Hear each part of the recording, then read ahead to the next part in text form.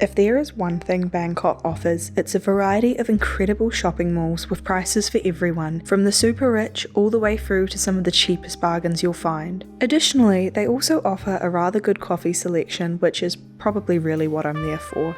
Today I'll be exploring some of the most well-known malls, including Central Embassy, Siam Paragon, the Wes Anderson-esque cafe, and many other amazing spots.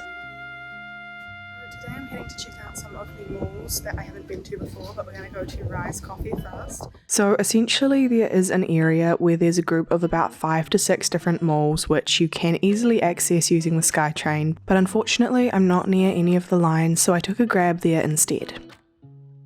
This place is hectic. There's so many malls, so many streets, overpasses, shops. I'm scared again. I'm very scared. However, my first stop before even considering going to many of the different malls was to get some coffee at Rise Coffee's flagship store. This minimally designed space is just a few minutes walk from the shopping megalopolis. Being in such a relaxing space was a great start before heading into all the hectic busyness. If you're new here, hi, my name's Eowyn, I'm 22, from New Zealand, and a few months ago I quit my job to travel the world. So far, I've been to 4 different countries, including Thailand. Well, obviously. I had a great cappuccino and enjoyed the relaxing environment before heading to Grand Embassy, which is very much a high-end mall. More than anything, I like to visit shopping malls for the architecture and see the layout, the aesthetics, the design. This is kind of what I go to do rather than shop.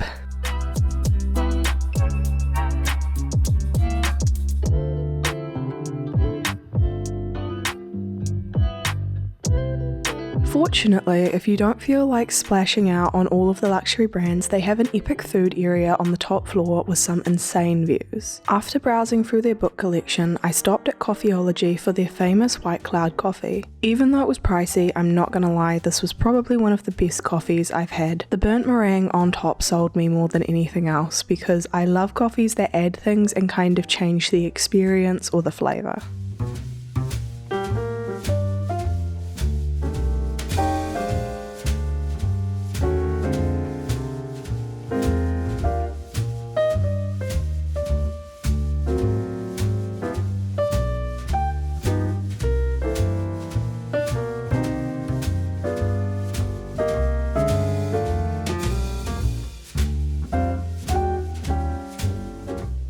Next up was Central World Mall. This was like a mixture of different stores, from some of the really high-end ones to very low priced, which I really liked, and I think overall this is probably one of the best ones to visit. I was kind of hungry, so I saw Krispy Kreme and thought that it might keep me happy for a while. I tried one I've never had before and it was surprisingly good. If you're new here, you may not know that I'm from New Zealand, and when we first got Krispy Kreme, which wasn't actually that many years ago, people would bring boxes back from Auckland Airport, which is the only place you could get it. It was wild and very overrated. I then stumbled across a bookstore and happily went browsing.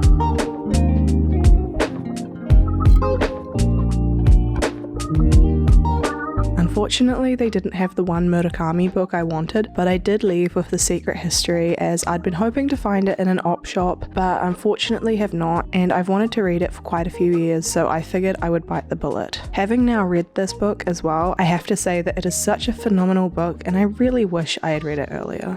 Next up is arguably one of the most famous cafes in Bangkok, at least for taking Instagram photos. Seriously though, this place is literally Wes Anderson on crack, and I am not even joking. If you took a still from here and colour graded it the right way, I think you could easily convince someone that it was actually from the Grand Budapest Hotel.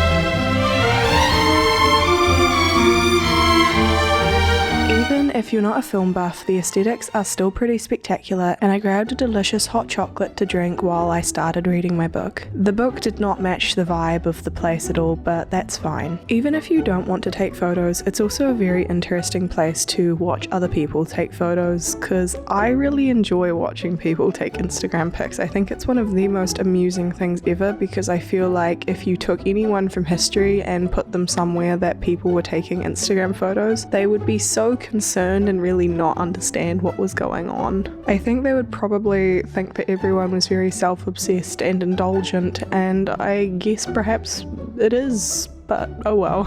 I then briefly checked out Siam Paragon, the nearby park, and the Platnium fashion mall, as at this stage I was starting to feel pretty tired. I think it's really important to not feel like you have to do everything in a day, as I didn't get round all the malls in this area, but also you're not missing out on too much, as all of the malls for the most part are kind of different versions of the same thing.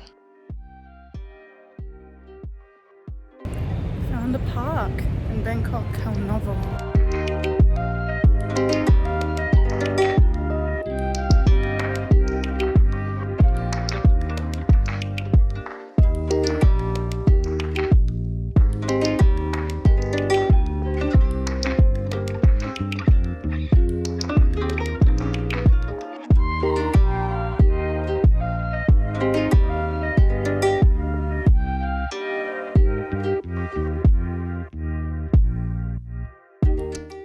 The next day I visited a couple of coffee shops near my hostel, as I still wasn't feeling the best and didn't want to do much.